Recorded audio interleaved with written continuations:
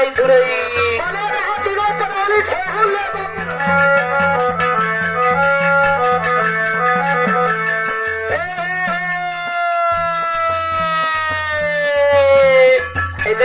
हैदर गंजा बीच वही में नारा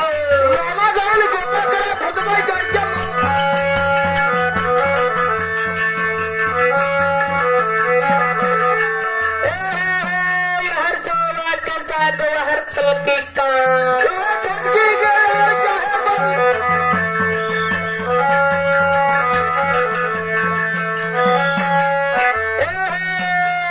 आधा धरा छावा छोपा आधा धरा खड़हर माई भैया तैयार गई रात की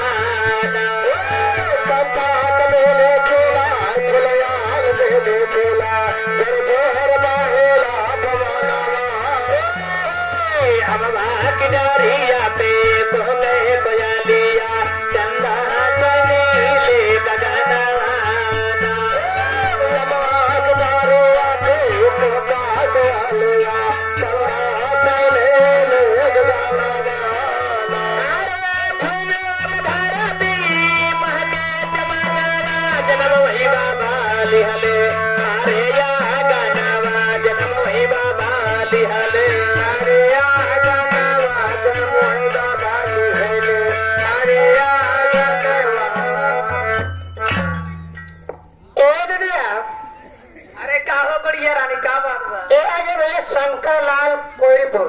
अच्छा ये भैया की तरफ से शानदार 11 पुरस्कार मैं भैया से नमस्ते करते हूँ। हरे हरे या